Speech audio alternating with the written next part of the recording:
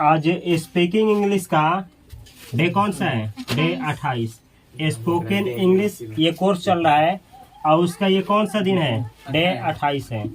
और इसके पिछले वीडियो में हम लोग सीखे थे हाउ टू का यूज, कि कैसे सेंटेंस में हाउ टू का यूज किया जाता है।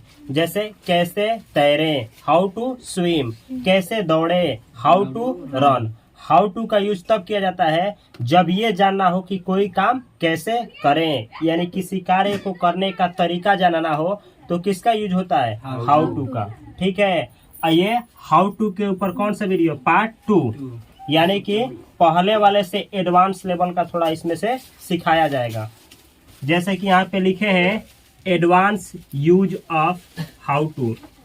Advance use of how to, इसका मतलब हुआ हाउ टू का एडवांस उपयोग। ठीक है, कैसे हाउ टू का यूज एडवांस लेवल पे किया जाता है थोड़ा सा सीखा जाए। तो स्ट्रक्चर इस तरीके से है। अच्छा, सबसे पहले बतला दे हाउ टू का यूज होता कब है। तो होता तब है जब यह जानना हो कि किसी कार्य को कैसे करें। ये जानना हो क्या कि किसी कार्य को कैसे करें तो किसका यूज होता है? हाउ टू का यूज होता है। जैसे सबसे पहले इस तरीके से बनाया जाएगा सेंटेंस, प्रेजेंट इंडेफिनिट टेंस। सबसे पहले आएगा present indefinite tense. Present indefinite tense कहते किसको है? तो ऐसा वाक्य जिसके लास्ट में ता, ते, ती, ते, है, हो, हु आता है उसे क्या बोला जाता है? Present indefinite tense. ऐसे कार्य से अक्सर क्या बतलाया जाता है? डेली रूटीन बतलाया जाता है क्या, या फिर कोई आदमी जो हैबिचुअली है, हैबिट है किसी कार्य को करने का, वैसे सेंटेंस का प्रयोग किया जाता है किसमें? प्रेजेंट इंडेफिनिट टेंस में। जैसे वह खेलता है, वह सोचती है, वह डेली पढ़ता है। इस तरीके का सेंटेंस ता है, ती है, ते है जो आता है वो प्रेजेंट इंडेफिनिट टेंस में ही आता है। और इसको कैसे बनाया जाता है? तो इसमें अगर सब्जेक्ट सिंगुलर है तो वर्ब क्या लगता है? सिंगुलर, यानी सिंगुलर सब्जेक्ट रहेगा तो उसके साथ हमेशा वर्ब का 5वां फॉर्म लगेगा।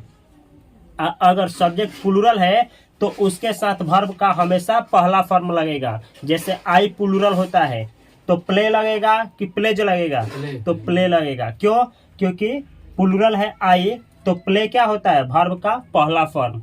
इसका प्ले वर्ब का 5वां फॉर्म क्या होता है? प्लेज, एस लग जाता है। तो अगर सी के साथ लगाना हो तो क्या लगेगा? सी प्लेज, प्ले नहीं। ठीक है, नहीं समझ में आया है तो कोई बात नहीं, प्रेजेंट इंडेफिनिट टेंस वाले वीडियो को देखने पे क्लियर हो जाएगा।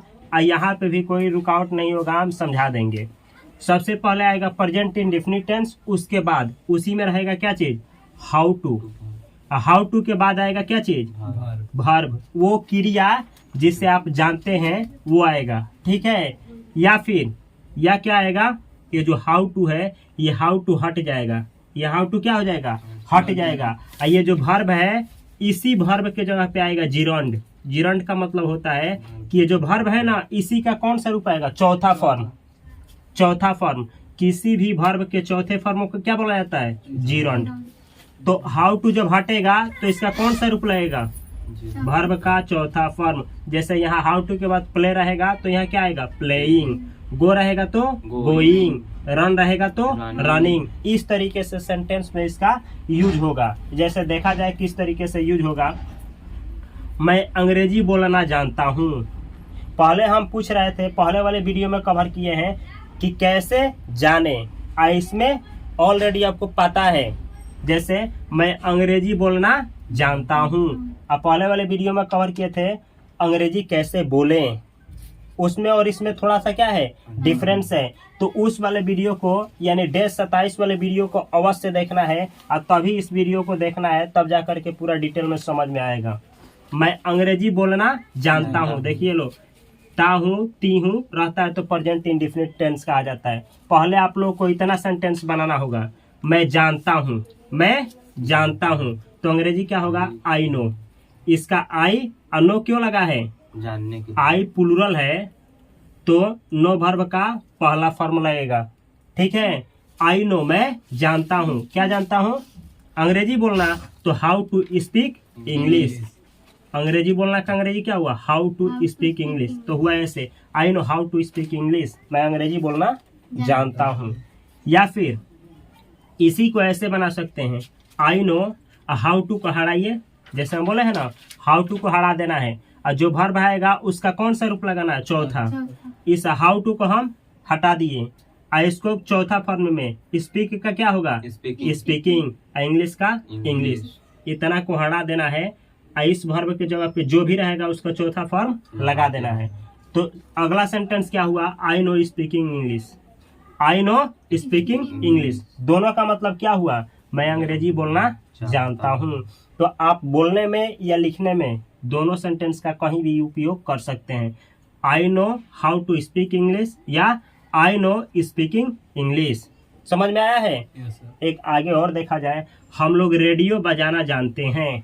पहले बनाना है हम लोग जानते हैं, किसी भी सेंटेंस में पहले यही बनाना है, जानते हैं, ठीक है, हम लोग जानते हैं। तो वी नो, वी नो का मतलब होता है हम लोग जानते हैं। प्रेजेंट इंडेफिनिट टेंस है वी नो, हम लोग जानते हैं। क्या जानते हैं, रेडियो बजाना। तो अंग्रेजी क्या हुआ, how to switch on the radio, how to switch on the radio. Switch on का मतलब होता है शुरू करना, चालू करना, ठीक है। इसका मतलब हुआ कि हम लोग जानते हैं, क्या जानते हैं, रेडियो बजाना। We know how to switch on the radio, हम लोग रेडियो बजाना जानते हैं। और यहाँ पे अगला दूसरा सेंटेंस क्या हो सकता है इसी का, आप लोग इसको हटा दीजिएगा, हाउ टू हट जाएगा, ठीक है। ये जो वर्ब है इसका कौन सा फॉर्मेट लगेगा, चौथा। तो ऐसे हो जाएगा, we know switching on the radio, we know switching on the radio.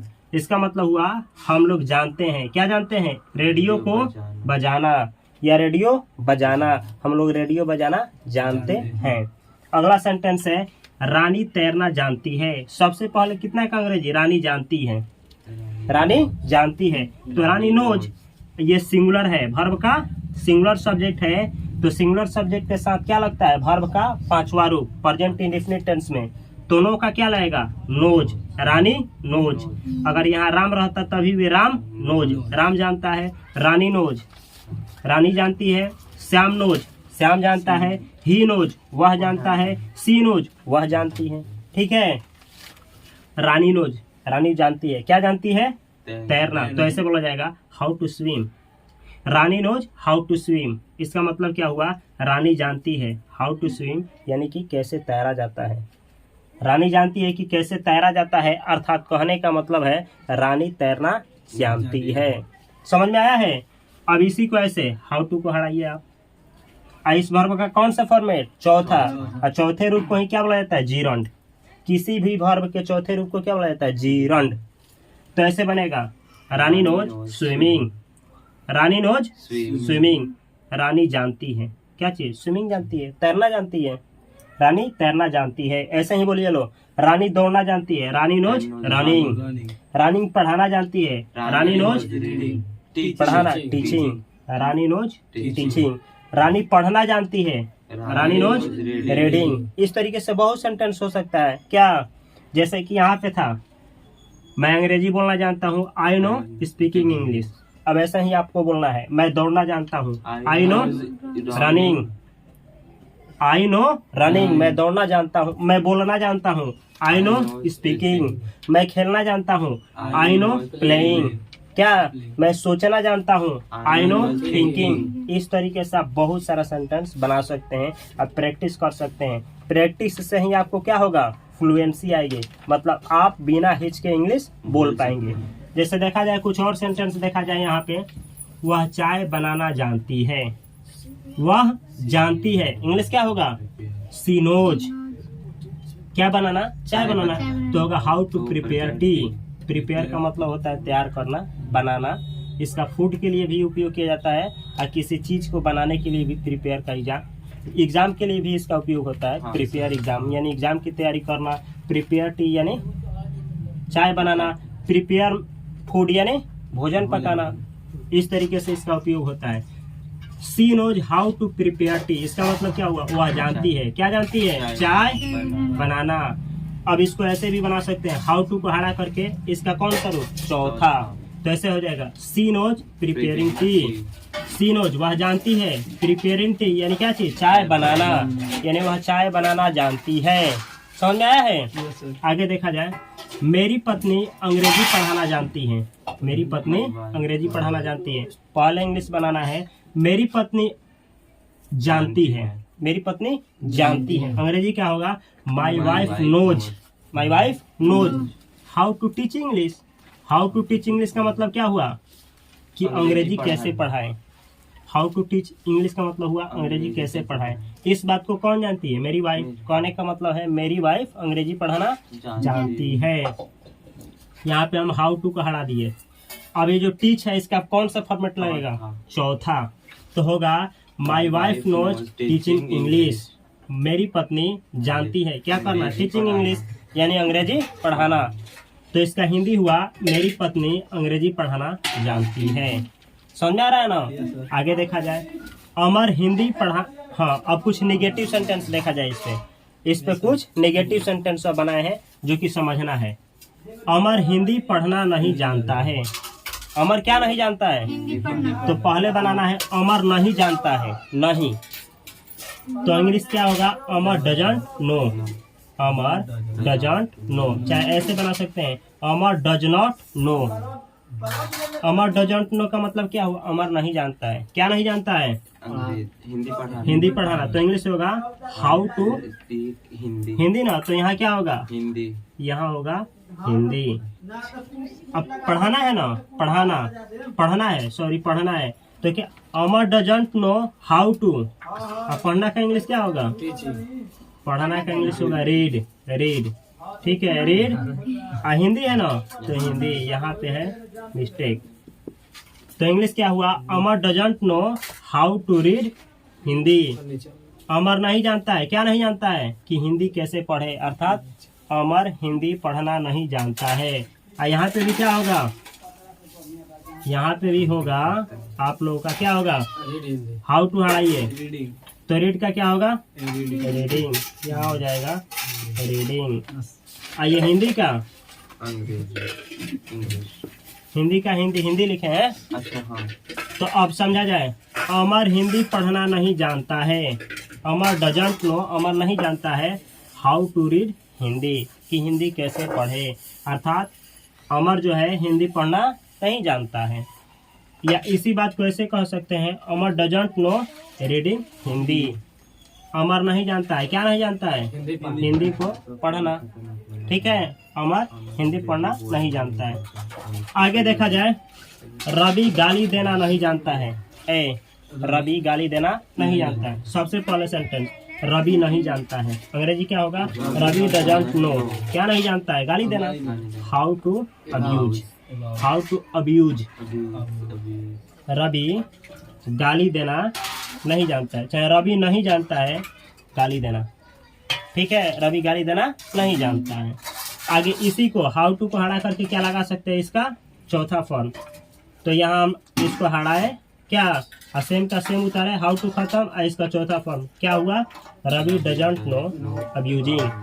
Ravi नहीं जानता है क्या चीज? गाली देना। अब आप लोगों को बतलाना है, रवि खेलना नहीं जानता है। Ravi doesn't know playing.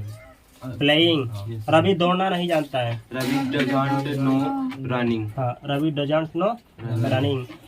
Ravi लिखना नहीं जानता है। Ravi doesn't know Ravi doesn't know writing.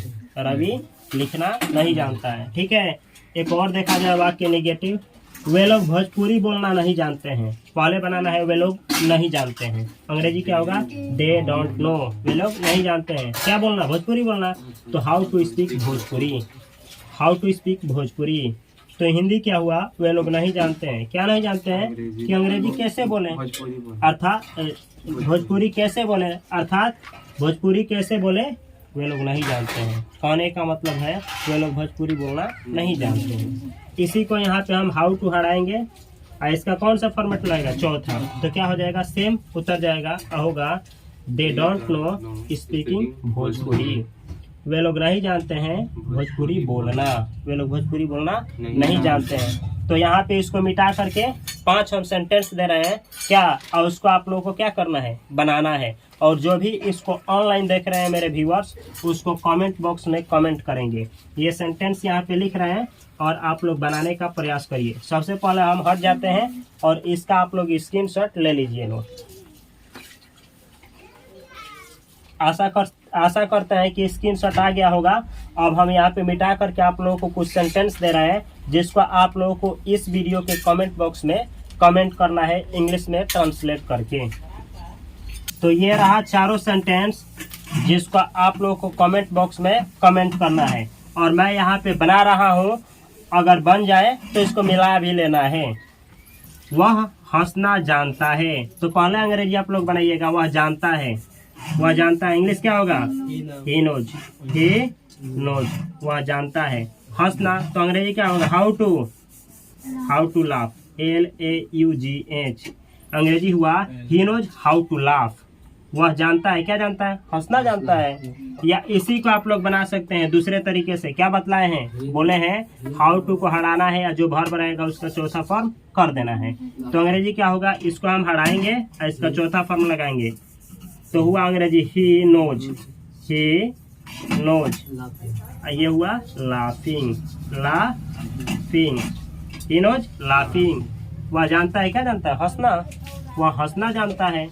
एक और बना जाए सेंटेंस, आप क्रिकेट खेलना जानते हैं। सबसे पहले बनाना है आप जानते हैं।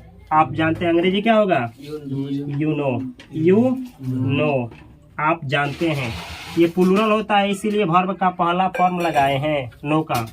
आप जानते हैं, क्या जानते हैं? क्रिकेट खेलना। तो अंग्रेजी क्या होगा? How to play cricket, how to play cricket. तो अंग्रेजी हुआ you know how to play cricket. आप जानते हैं क्रिकेट खेलना। इसी को ऐसे बनाया जा सकता है, कैसे? बोलिए लो। इसको हटाएंगे हाउ टू को, अंग्रेजी होगा यू नो, यू नो, हाँ सही है, you know playing cricket, you know playing cricket. आप जानते हैं, चाहे आप लोग जानते हैं क्रिकेट खेलना। आप लोग क्रिकेट खेलना जानते हैं। अगला सेंटेंस है, नेगेटिव सेंटेंस है, बनाना है। वह पढ़ना नहीं जानता है। पहले अंग्रेजी बनाना है, वह नहीं जानता है, वह नहीं जानता है। अंग्रेजी क्या होगा? ही डजंट, डज इसके साथ डज लगेगा। ही डजंट नो, वह नहीं जानता है। क्या नहीं जानता है? पढ़ना।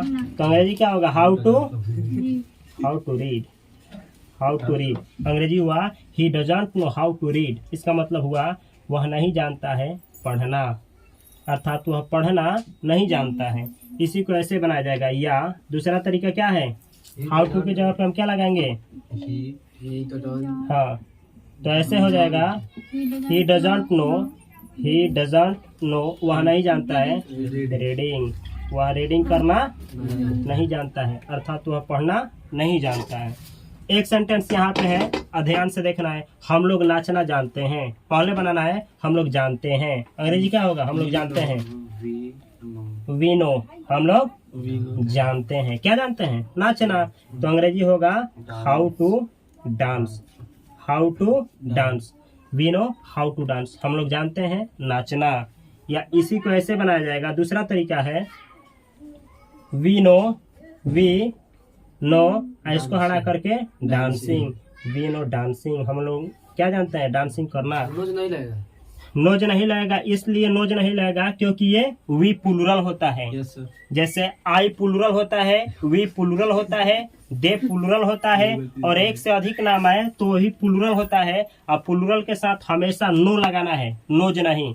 अगर सिंगुलर आएगा तो नोज लगेगा। ठीक है, सिंगुलर का मतलब वैसा चीज जिससे एक का बोध हो। जैसे राम बोले तो एक का बोध, श्याम बोले तो एक का बोध, रानी बोले तो एक का बोध, वह बोले, वह यानी ही तो एक का बोध, सी बोले तो एक का बोध। इसमें से कोई भी आएगा तो नोज, और दूसरा कोई आएगा तो नो।